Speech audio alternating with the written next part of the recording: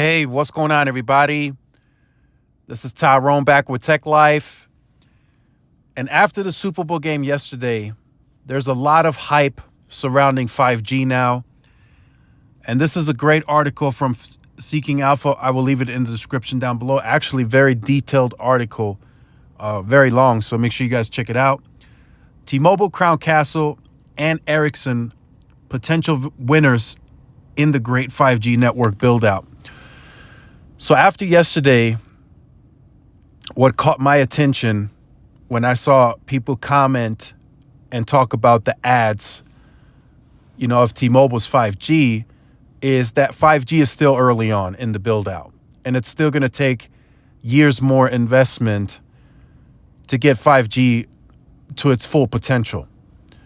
So the reason I bring that up is because as soon as T-Mobile aired that 5G ad, a lot of people were saying, I don't have 5G in my area. Now, of course, that is anecdotal, that doesn't represent the nationwide base of 5G, because they do cover 310 million pops across 1.8 million square miles. But again, there is going to be a gap of where there is no 5G because they don't cover their entire footprint yet.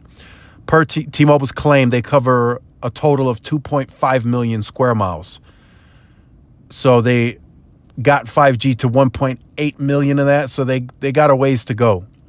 Like I said, a couple more years of investments to fully see the potential of the 5G build out. And that goes the back end, the core, backup generators, getting new routers to the site, getting new fiber. Fiber is going to have to go to 1 gig and then eventually 10 gig. That's going to take a lot of time, especially in areas where you're using leased fiber. Because although your site is ready to go to 10 gig, the third party you're leasing with may not be ready for 10 gig. They may have to upgrade their systems. So that's kind of the game T-Mobile was playing here. They may be ready to go, but their third-party partners are not. So they're going to have to wait on them in some cases to get the backhaul where it needs to be.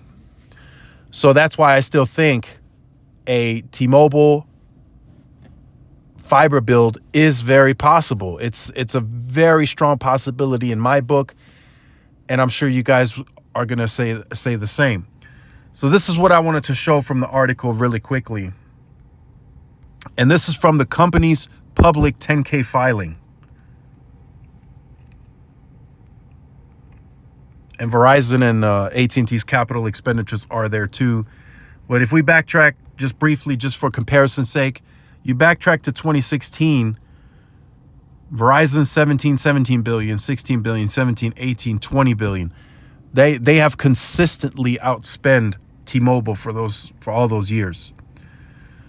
So as you see, T-Mobile's capital expenditure backtracking to 2016 from the public 10K filing with the SEC.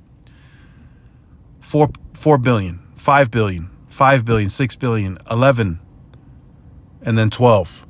So again, T-Mobile was severely underinvested versus the competition if you backtrack to 2016, like severely, big time. Huge. I mean, Verizon was at the $16-17 billion range. AT&T was at the 20. T-Mobile at 4, then 5. And then that's a lot of ground to make up. And like I said, T-Mobile just can't do it overnight. It's going to take years of that consistent higher spending. So 12 last year, 11 in the first year of the merger, and then 13.5 this year. Then you drop the CapEx next year. I don't know. I just don't see that being a great idea because you were so underinvested all these years. There's still lots of work to do for T-Mobile. There's baseband units to upgrade. There's backup generators to get to the site. So we'll see how this unfolds, but there is a lot of hype now around 5G. T-Mobile is, of course, going to take advantage of that. They do have the largest network, 5G network now, not the overall largest network, but they have the largest 5G footprint, both on low band and mid band. So they're taking advantage now. They're pushing it early on. Home internet, big deal. Telling you guys right now, that's going to be huge. And like this article says in the title,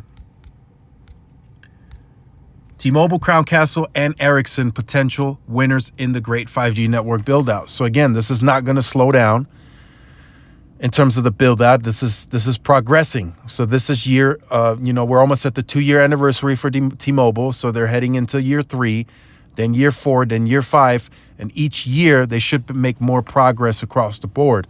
There should be more mid-band out there, more low-band, more sites, period. So all of that plays in a factor for Crown Castle because they'll have more equipment on sites to rent out. Ericsson because T-Mobile will need more equipment and radios. So everybody's a winner across the board. Now, of course, Verizon and AT&T will eventually also need more and more and more over time, especially AT&T. They're getting started late. Verizon's already pushing Ericsson as much as they can. So that's coming too. But eventually that'll get to a bigger scale as well. Verizon will eventually get to 200 million.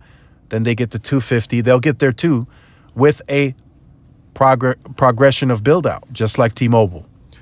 But early on, T-Mobile is taking advantage and they have the hype surrounding them because they are further advanced in the build out. And that didn't come with the investment because they didn't really go significantly higher. It just came with time. They have a 2-year advantage. Sometimes time is all you need.